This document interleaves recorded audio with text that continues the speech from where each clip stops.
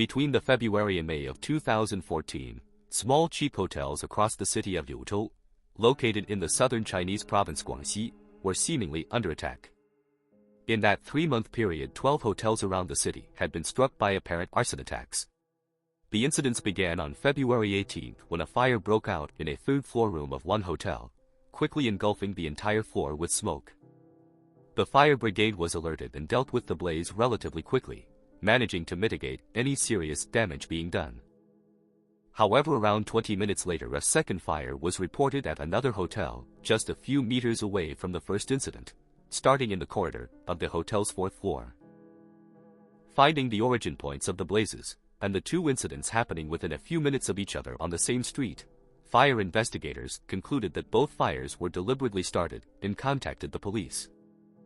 In both cases, a woman entered the hotel alone, but left the premises shortly before the fires were detected by other guests. In the first hotel, she checked into the room the fire originated, but was gone by the time the fire brigade arrived. In the second incident, she entered the hotel telling the landlord she was visiting friends staying on the 4th floor where the fire started. The types of hotels the incidents took place were ones which catered to people on the lower rungs of society, or those who were trying to avoid attention from the authorities. They didn't pay much attention towards the legal requirement to register guests' identity cards with the police, and rooms were generally used by the hour rather than the night. Consequently, the two hotels didn't have much to offer police in terms of helping them identify the suspect, other than security camera footage. However, this proved to be of little use as the images failed to give police a clear look at the suspect's face. The individual was dressed all in black and wore a mask covering most of her face, so officers got little more than the physical characteristics of the person of interest. From March to May, several more hotels were subjected to arson attacks, all seemingly started by the same woman in black, always covering her face with a mask. In some incidents, she'd check into a room only to leave moments later after starting a fire. In other cases, she claimed she was visiting friends and fires started in the corridors shortly after she entered the hotels. Reviewing security camera footage in the streets outside the locations the fires were started, officers noted the suspect often stayed to watch the fire brigade arrive rather than leaving the area immediately. It wasn't until May 16 that police finally got clear, unobstructed images of the suspect's face. Entering the hotel dressed in her usual black, the woman checked into a room for a few minutes, before leaving maskless and having changed her clothes, after starting a fire in the room. In previous cases, police lost track of the suspect as she entered areas of the city with fewer security cameras around, and without being able to see her face, they failed to identify her. Now they'd seen her without the mask, it was much easier for the investigation team to spot her, so they went through older security camera footage to help them find and arrest the arsonist. Just days after the May 16 fire, police managed to catch up with the suspect. However, when they brought her to the police station to be interrogated, the case only got stranger. She claimed her name was Hunan and said she originally came from the Sichuan province city Yibin, almost 1,000 kilometers to the northwest of Liuzhou. However, she had no documentation to prove her identity, and when police checked the population registry in Yibin, they found no record of anyone with that name being registered there. When searching her handbag, the only items police found inside were 2 cigarette lighters, despite her claiming to be a non-smoker, a small amount of cash, and bizarrely a hammer. She confessed to being responsible for the arson attacks, and claimed her motive was anger at being assaulted and violated at each of the hotels she set the fires. She told officers that in some cases she'd been drugged and violated by multiple men at once, but never reported any of the offenses. The more she spoke, the more incoherent and rambling her confession became, unable to give any descriptions of how the incidents occurred or the supposed attackers. The investigation team were extremely skeptical of her claims, as in many cases the fires were started only minutes after she entered the hotels, leaving little time for the supposed attacks to take place. And in hotels where she actually checked into a room, no one else was seen entering or leaving the room on any security camera footage. Furthermore, there were no records found that showed she sought out medical treatment for any injuries which she would have almost certainly suffered if she was violated by multiple men. Regardless of their skepticism, officers still investigated the claims, going out and interviewing hotel staff, and any people staying in the hotels at the time of the fires they could find. None of the people interviewed said they saw or heard anything like what was being claimed, and any security camera footage from the hotel supported this. In continued interrogation, Hu Lianfang claimed the reason she couldn't provide any proof of identity was that her parents passed away while she was in her early teens without registering her birth. She told the officers she had no other family, and since her parents' passing she had been wandering around different regions of the country, just trying to survive. She claimed she earned money collecting trash and taking it to recycling stations while staying in hotels that didn't require her to show an identity card, which could cost only 10 yuan, $1.50 per night. Throughout the interrogation she made a number of bizarre comments and showed an unstable demeanor, suggesting she struggled with mental health issues, so she was sent to speak with a police psychologist. However, Hu Lianfang refused to engage with the people speaking with her, only repeating information she'd previously given to the police, while avoiding talking about herself. Getting little out of the woman, the psychologists could only conclude that she was fully in control of her actions, and could be held responsible for starting the fires. Having confessed to the arson attacks, Hu Lianfang was held in detention, but before she could be fully sentenced, there remained the issue of who she actually was. The investigation team still had no idea about her real name or where in China she originally came from. The guards at the detention center were asked to attempt to befriend Hu Lianfang in the hopes she may open up to them about herself a little more, and slowly she began giving clues away. While she remained extremely guarded about her history, she strongly hinted that she actually came from the Hengdong area of Hengyan City in Hunan province, 500 kilometers to the northeast of Liuzhou. The investigation team in Liuzhou contacted their Hengyan counterparts to inquire if there were any missing person reports for a woman named Hu Lianfang, and sent them images of the person in question. The police in Hengyan responded saying that while there were no people with the name Hu Lianfang reported missing, the woman resembled someone named Yang Yan Xiang, who disappeared from the Hengdong County area with her 10-year-old son 13 years prior.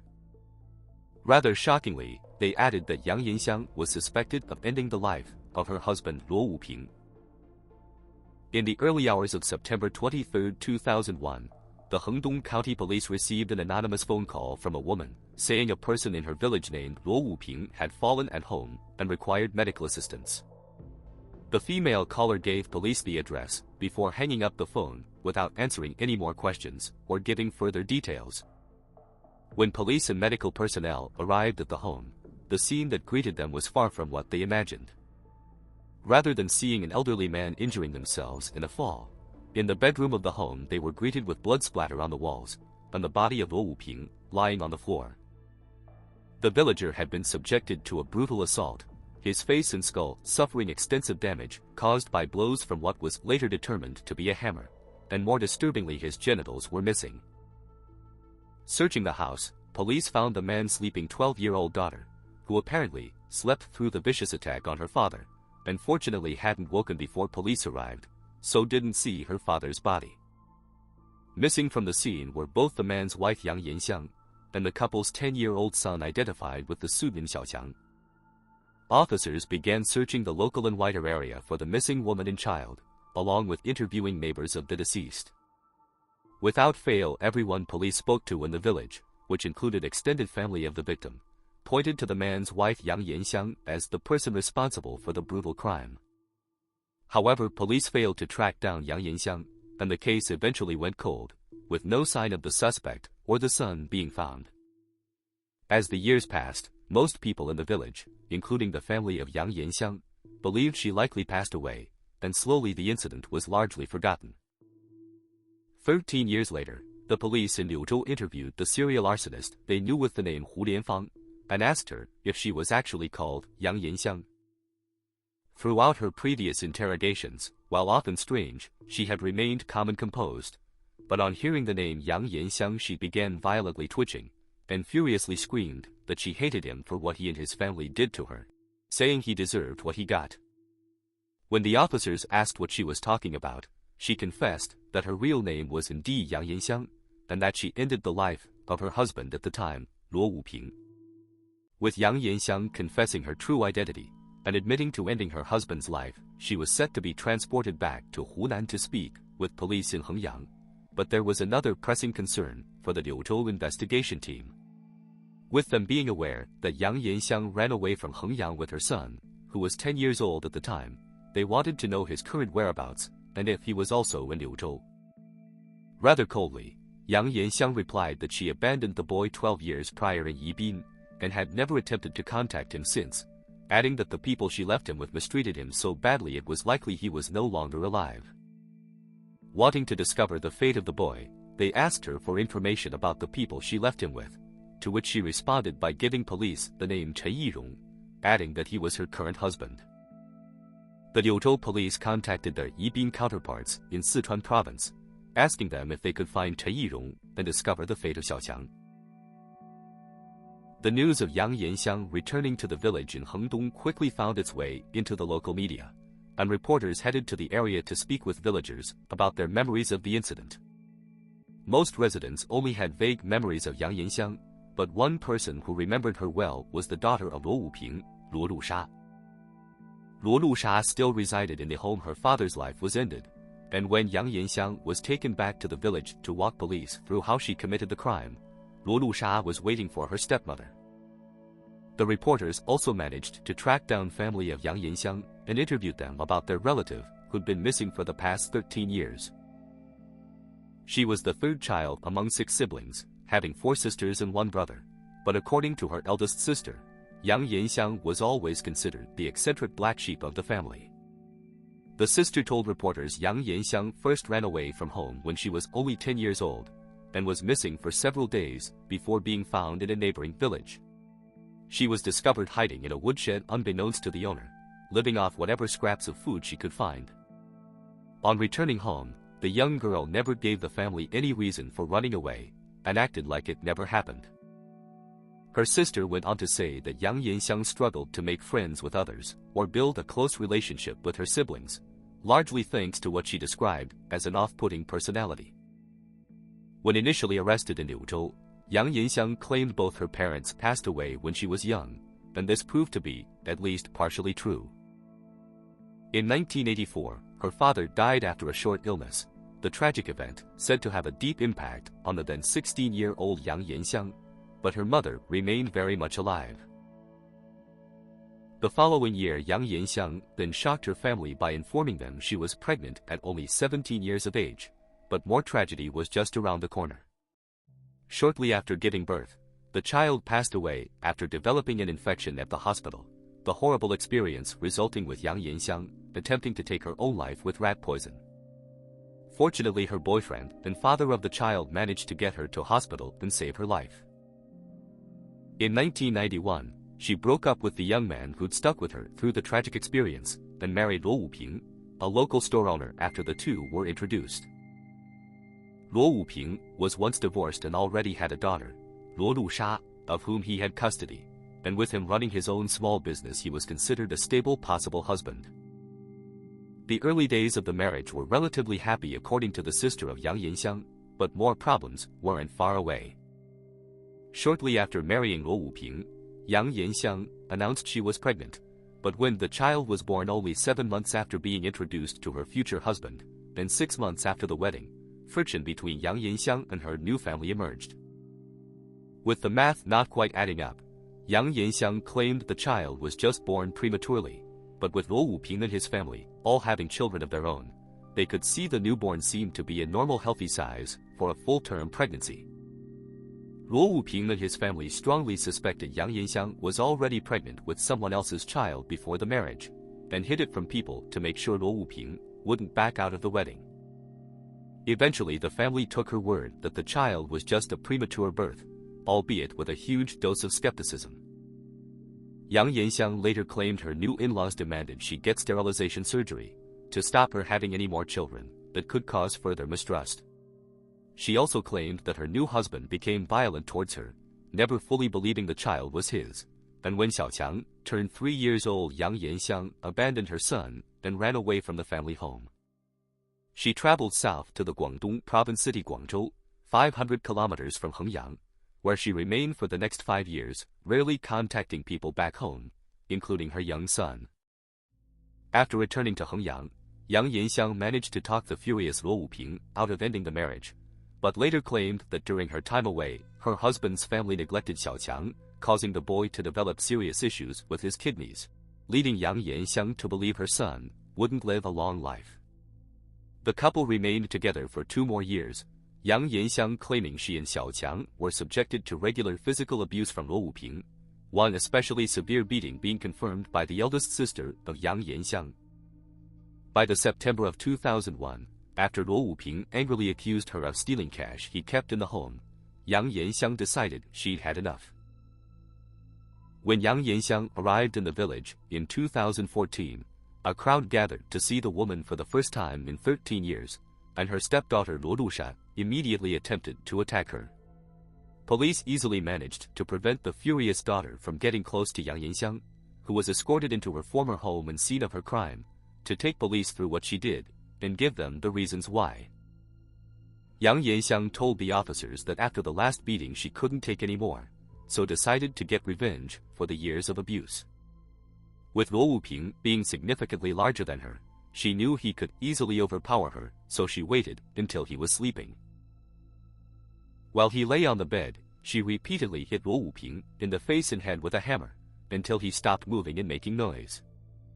She then removed his genitals with scissors, the severed parts never being found, and Yang Yan Xiang refusing to go into detail about how she later disposed of them. With Luo Wuping deceased, she changed out of her blood-stained clothes and woke Xiaoqiang, the pair leaving the home together in the early hours of the morning while other villagers slept. Arriving at the train station, she purchased 2 tickets to Guiyang, 750 kilometers to the west, in the province of Guizhou. Before boarding the train, she made the call to the emergency services, telling them Luo Wuping needed medical assistance. Over the course of the subsequent months, the mother and son moved around different regions of the province, with Yang Yan Xiang picking up whatever work she could find to get by each day, and her 10-year-old son being forced to help her. While working as a dishwasher for a small hotel, one of her colleagues informed Yang Yan Xiang that her nephew in the Sichuan province city Yibin was looking for a wife, and inquired if the woman she thought was single was interested in meeting him. Yang Yan Xiang, sensing an opportunity to have someone to provide financial stability for both herself and Xiaoqiang, agreed to meet the bachelor and traveled to Yibin. The nephew was Chen Yirong, and only weeks after introducing herself with the name Hu Lianfang, he and Yang Yan Xiang agreed to marry. However, with Yang Yan Xiang not having an identity card under the false name she was using, she needed to delay her fiancé's efforts to get a wedding certificate, fearing he'd discover her true identity and her status as a wanted fugitive. Finding it strange Yang Yan Xiang continually delayed them officially marrying, Chen Yirong suspected Yang Yan Xiang was hiding something, so he looked through her belongings and found her identity card with her real name. Confronting her about the discovery, Yang Yan Xiang told Chen Yirong she was running away from an abusive relationship and people who wanted to harm her and Xiaoqiang. Chen Yirong accepted her story and began taking steps to get her an identity card under the name Hu Lianfang, allowing them to obtain the marriage certificate, but this scared Yang Yan Xiang, and once again she ran away. Only 6 months after moving to Yibin, she left a letter for Chen Yirong, confessing she was wanted by the police and that she was going to turn herself in, before disappearing into the night, leaving her son with Chen Yirong. Yang Yan Xiang spent the next 13 years moving around various Chinese provinces, earning money by taking menial low-paying work where the employers didn't worry too much about seeing their employees' identity cards. It was only when she inexplicably began starting fires in the Liuzhou city hotels was she finally exposed and arrested. While the story of her history appeared to be a somewhat tragic and unhappy tale, as with her claims about starting the fires after being violated in the hotels, some of what she said was highly questionable. There was no doubt that Luo Wuping was violent towards her during the marriage, but the extent of how badly he and his family treated both her and Xiaoqiang appeared to be exaggerated. Family members of both Luo Wuping and Yang Yan Xiang stated it was she who often beat her son while he was growing up, not Luo Wuping. She also claimed the reason she ran away from Chen Yirong was because he also beat her, and she was afraid he was going to report her to the police to get the reward for her arrest. The stories she told of Chen Yirong weren't supported by anyone else, but the most important person pouring cold water on many things Yang Yan Xiang claimed was her son Xiaoqiang. Far from growing up the sickly child with severe kidney problems thanks to supposed neglect from Luo Wuping and his family, he was actually perfectly healthy, and denied he was mistreated during his childhood by anyone except his mother. After Yang Yan Xiang abandoned Xiaoqiang in Yibin, Chen Yirong looked after him as if he was his own son, enrolling him in school while he attempted to track down the boy's real family. In the letter she left for him, Yang Yan Xiang told Chen Yirong to give the boy to an orphanage, but the unwitting surrogate father thought it better to try and return Xiaoqiang to his relatives. He frequently asked the boy about his childhood, trying to get clues as to where he grew up, and after 2 years of searching, eventually he found the parents of Luo Wuping. Xiaoqiang returned to Hengyan to be raised by his grandparents, and despite the claims Yang Yan Xiang made about them having mistreated the boy in the past, they did a fine job raising him. Finally, having some stability in his life, Xiaoqiang seemingly managed to overcome the somewhat bizarre upbringing he experienced, and in 2014 was set to complete university. When officers transported Yang Yan Xiang back to her old home to get her to walk them through the crime scene, they informed her Xiaoqiang was still alive, but rather than being happy to hear the news, she responded by saying that was impossible. She chose to believe her son was deceased right up until police brought the now adult Xiaoqiang to see her in the detention center. But despite being face-to-face with him for the first time in 13 years, she refused to acknowledge him. She denied the person standing in front of her was her son, and wouldn't speak to Xiaoqiang. Yang Yan Xiang was formally charged for the arson attacks in Liuzhou and the intentional homicide of Luo Wuping in Hengyan, and in the May of 2015, she faced trial. In court, she attempted to argue that she actually tried to save the life of Luo Wuping when calling the emergency services after fleeing the village. She told the court she hoped people got to Luo Wuping in time, and that he survived the attack, and chose to believe he was alive the entire time she was on the run. Ultimately, Yang Yan Xiang was found guilty of all charges, and sentenced to life in prison. In the February of 2024, the prison reportedly recommended that her sentence be reduced to the fixed term length of 22 years, the decision of which remains under review to this day. Thanks for watching. If you enjoyed the video, please consider giving it a like, leaving a comment, and subscribing to the channel. And hope to see you again for the next dark tale from the Middle Kingdom.